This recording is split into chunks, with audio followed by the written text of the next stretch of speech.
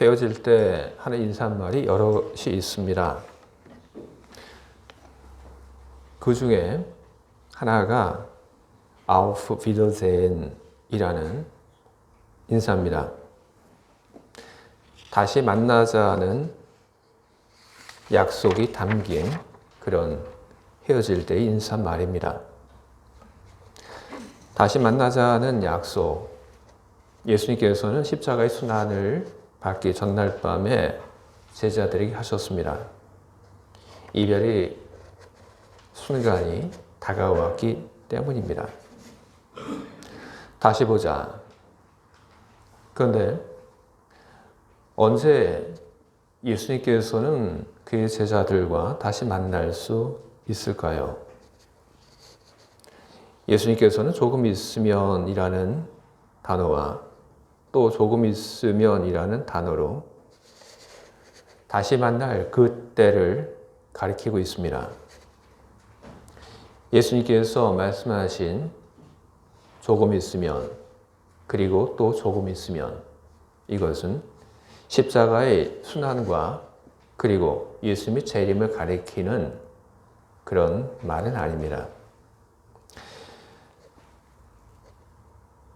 현대 복음서의 그 독자들은 예수님께서 하신 또 조금 있으면 이 말을 예수님께서 재림을 두고 말씀하신 그런 것 아닌가 생각하는 그런 경향이 강합니다. 하지만 예수님께서 말씀하신 또 조금 있으면 이 말은 재림이 아니라 부활의 때를 두고 예수님께서 하신 말씀인 것입니다. 예수님은 당신의 십자가의 순환과 그리고 예수님께서는 당신의 부활을 선언을 하고 계신 것입니다. 근데 예수님께서 당신의 부활을 이야기하시면서 그냥 죽었다가 다시 살아날 것이다. 이런 말로 예수님께서는 부활을 설명하지 않으셨습니다. 전혀 다른 방식으로, 전혀 다른 표현으로 예수님께서는 예수님의 제자들에게 부활을 전하고 계십니다. 내가 아닌 너에게, 내가 아닌 너희에게 부활이 어떤 의미를 갖는 것인지 바로 오늘 우리가 보고 있는 성경 말씀 속에 반복되고 있는 보다라고 하는 말로서 부활의 의미를 전하고 계십니다. 죽음이 슬픈 것은 그것은 다시 볼 수 없기 때문에 그런 것입니다. 그래서 예수님께서는 예수님의 죽음으로 인해서 제자들이 슬픔에 빠지게 될 것을 언급을 하셨습니다. 그러나 예수님께서는 또 보자고 얘기를 하셨습니다. 죽음이 영원한 이별이 아닙니다. 부활이 있기 때문에 예수님의 죽음은 제자들과의 잠깐의 이별이 될 것입니다. 부활은 다시 보자는 약속입니다. 예수님께서 말씀하십니다. 다시 보자. 우리는 기쁨으로 다시 만나게 될 것이다. 예, 그렇습니다. 예수님께서는 그렇게 말씀하셨고 그리고 그렇게 믿으셨습니다. 죽음 때문에 누군가의 부재로 인해서 상실의 과정을 겪는 그 경험들을 우리는 많이 하게 됩니다. 사랑했던 사람을 죽음으로 인해서 떠나보낸 후에 남겨진 사람들의 그 고통, 아픔, 그것은 그 어떤 말로도 다 표현하지 못할 것입니다. 더군다나 이별의 그 과정 속에서 한이 많이 남는다면 그러면 남겨진 사람들이 갖게 되는 그 고통, 슬픔은 더하게 될 것입니다. 예수님의 제자들과 그리고 예수님 그 사이에서도 그와 같은 일들이 벌어졌습니다. 예수님의 제자들과 그리고 예수님 사이에 그 이별의 과정이 순탄하지 않았다고 하는 것을 우리는 알고 있습니다. 그리고 예수님께서는 십자가에 달리기 이전에 당신의 그 죽음으로 인한 헤어짐의 그 시간들이 다가왔고 그리고 그 헤어짐의 그 시간들 속에 결코 순탄하지 않은 일들이 일어날 것을 그분은 너무나도 잘 알고 계셨습니다. 무슨 일이 있어도 도망가지 않고 죽겠다고 맹세했던 베드로는 예수님의 순환 앞에서 그의 맹세를 지키지 못했습니다. 다른 제자들도 예수님께서 십자가에 달리기 위하여 잡혀갔을 때 다른 제자들 역시 다 비겁하게 다 도망을 갔습니다. 예수를 다시 보게 된다는 것, 그것은 이별로 인한 고통과 아픔, 그리고 후회가 없어지는 것입니다. 사람 안에 있던 고통과 슬픔, 아픔, 이 모든 것이 빠져나가게 되면 그러면 사람은 후련함을 느끼고 그리고 사람은 기쁨을 느끼게 되는 것입니다. 세상을 살다 보면 우리 역시 주님의 부재의 그 고통을 느낄 때가 있습니다. 주님을 모르는 사람은 주님이 부재하는 그 상황 속에서 그 어떤 고통도 아픔도 슬픔도 느끼지 않습니다. 하지만 주님을 아는 사람은 다릅니다. 주님과 함께 삶을 살아왔던 그 사람은 주님의 부재의 그 순간을 참아 견뎌내지 못하고 무척 힘들어합니다. 베드로와 그리고 베드로 이외의 다른 제자들과 같이 우리 믿음 없음, 죄, 바로 이런 이유로 인해서 우리는 주님과의 이별의 시간을 우리는 맞이하게 됩니다. 비단 우리의 믿음 없음, 그리고 우리 죄가 아니더라도 우리는 살다 보면 우리 삶 속에서 주님이 계시지 않는 주님의 그 부재의 시간들 우리는 경험을 하게 됩니다. 주님의 부재의 그 시간, 바로 그 고통 속에서 우리는 어떻게 그 시간들을 보내야 하는 것입니까?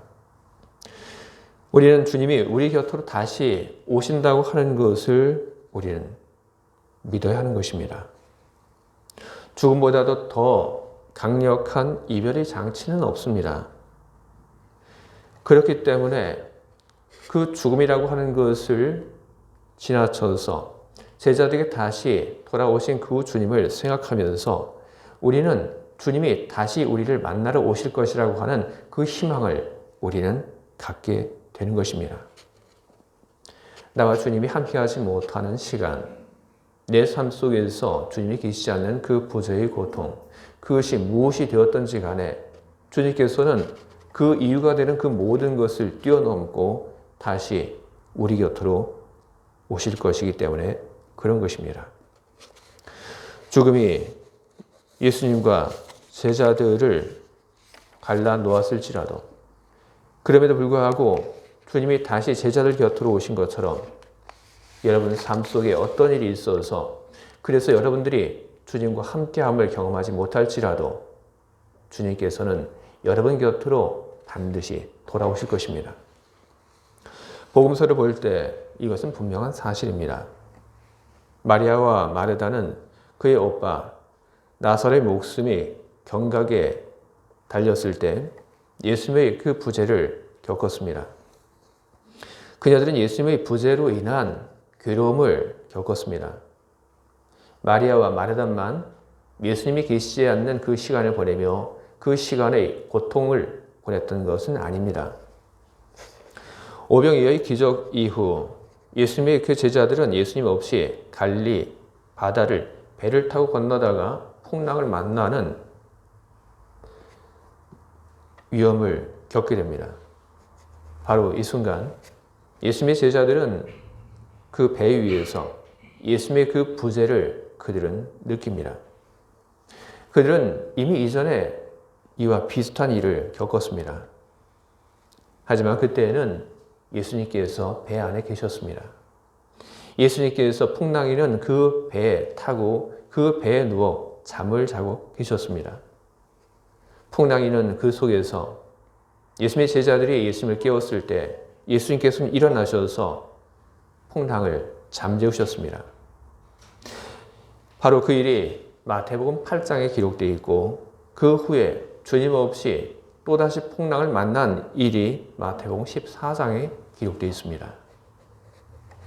주님과 함께함으로 안전했던 그 기억을 갖고 있었던 사람들, 그 제자들, 그들은 풍랑이 있는 그 뱃속에서 주님의 부재를 경험하며 그들은 고통스러운 시간을 그들은 보냈습니다. 자기 딸의 병 때문에 예수님을 간절히 찾았던 회당장 야이로도 다를 바 없었습니다. 그 또한 주님을 찾았지만 그러나 주님은 계시지 않았고 그는 간절한 기다림으로 주님이 다시 오실 것을 그는 기다릴 수밖에 없었던 것입니다. 성경은 이처럼 예수님의 부재와 그리고 부재의 고통을 겪는 사람들의 이야기를 많이 우리들에게 전하고 있습니다. 예수님께서 어떤 사람과 함께하지 않는 이유, 함께하지 못하는 그 이유, 그 부재의 이유는 다 다릅니다. 하지만 그 어떤 경우라도 예수님의 그 부재는 영원히 계속되진 않습니다. 예수님께서는 그의 부재를 느끼며 그리고 그 시간을 견디기 어려워하며 주님을 다시 보기를 원하는 사람들 그 가운데 주님께서는 오십니다. 바로 그것이 오늘 우리들이 믿는 바인 것입니다. 예수님께서는 제자들 역시 그럴 것이라고 바라보셨기 때문에 예수님께서 다시 제자들 앞으로 오실 때 제자들이 무척 기뻐할 거라고 예수님께서 말씀을 하신 것입니다. 예수님께서 제자들이 부활한 예수님을 보고 기뻐할 것이라고 말씀하신 그 이후에는 또 한 가지 숨겨진 이유가 존재하고 있습니다. 죽은 예수의 부활은 우리에게 볼 수 없는 세계를 보게 만들어주기 때문에 그런 것입니다. 죽은 예수의 부활을 경험한 사람은 그런 눈을 갖게 됩니다. 조선 후기의 문인인 이용휴라고 하는 분이 이런 글을 남겼습니다. 눈에는 두 가지가 있다. 하나는 육체의 눈이고 또 하나는 마음의 눈이다. 육체의 눈으로는 사물을 보고 마음의 눈으로는 이치를 본다. 마음의 눈으로 이치를 본다고 하는 것은 어떤 뜻일까요? 연암 박지원의 글에 나오는 재미있는 한 이야기가 있습니다. 연암 박지원의 글에 화담에 대한 이야기가 있는데 화담 선생이 하루는 밖에 나갔다가 길거리에서 우는 사람을 만났습니다. 다 큰 어른이 길거리에서 울고 있으니까 화담 선생이 가서 물어봤습니다. 왜 웁니까? 그래 울던 사람이 이렇게 대답을 합니다. 저는 5살 때에 소경이 되었습니다. 그리고 그 후로 20년이라고 하는 시간이 지났습니다. 그런데 오늘 아침나절에 밖에 나왔는데 갑자기 천진만물을 내가 환하게 볼 수 있게 되었습니다.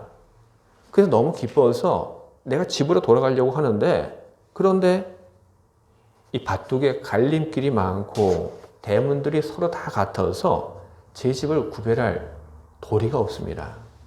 그래서 울고 있습니다. 그 이야기를 들은 화담 선생이 그 사람에게 이야기를 합니다.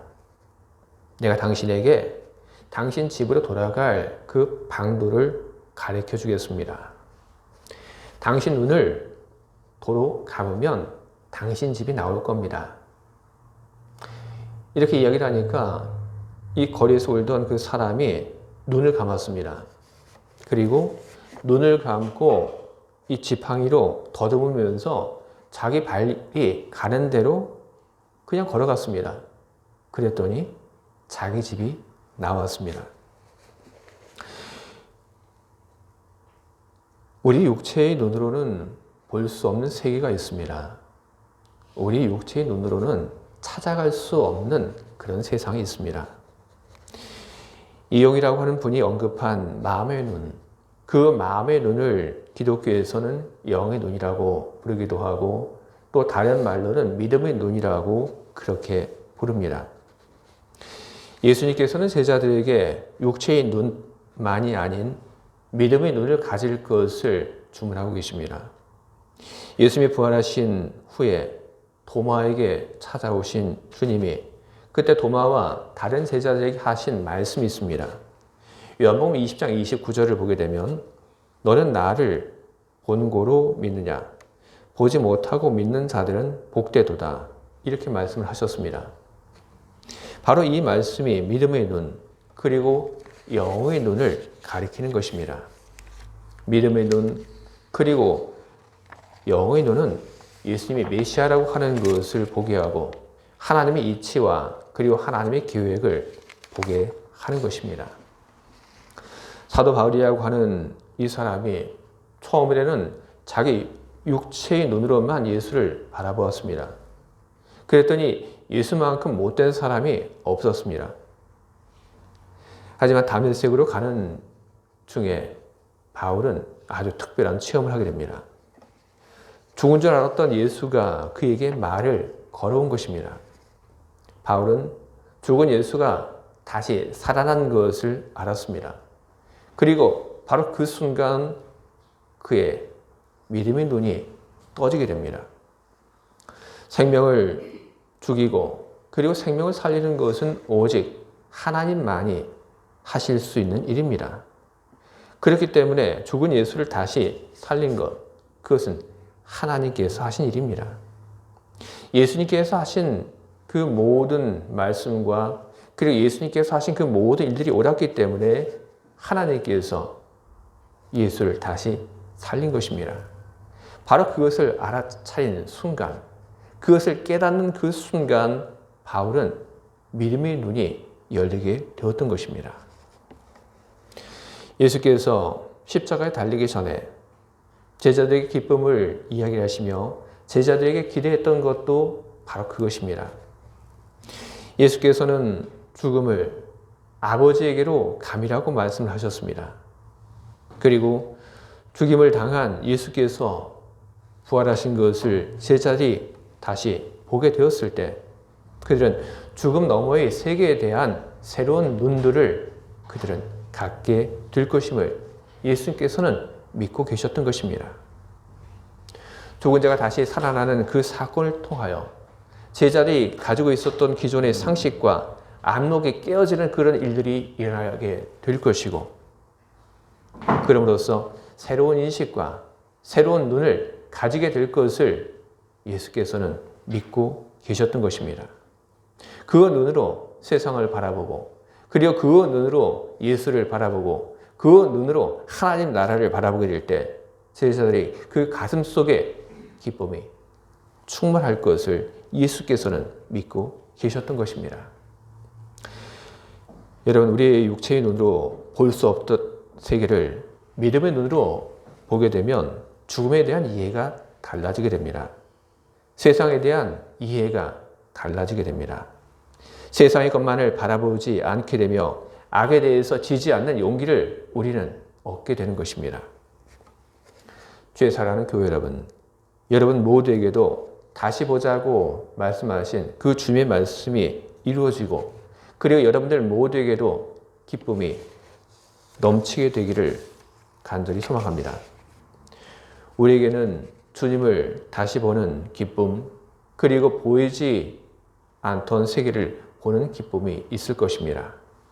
그리고 또한 우리에게는 사랑하는 사람을 다시 볼 수 있을 것이라고 하는 그런 기쁨이 우리 안에 자리를 잡을 것입니다. 누구나 겪게 될 영원한 이별이 있습니다.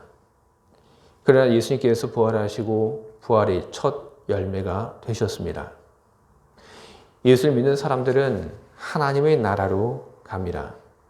하나님의 나라. 그것은 미지의 곳이기도 합니다. 하나님 나라는 어떤 곳일까? 예수님께서는 비유를 통하여 하나님 나라를 우리들에게 전해주셨습니다. 하나님 나라, 그 나라는 잔치가 벌어진 그런 집과 같은 곳이야. 예수님께서 하나님 나라에 대해서 우리들에게 말씀을 해주셨지만 그래도 우리들은 하나님 나라에 대해서 모르는 것이 너무 많고 궁금한 것이 너무나 많습니다. 그런 미지의 하나님의 나라이지만 하나님의 나라에 대한 두려움보다 우리에게 하나님 나라에 대한 소망이 더 큰 것은 하나님 나라에서 우리가 주님을 만나 뵐 수 있다고 하는 것, 그리고 하나님 나라에서 우리가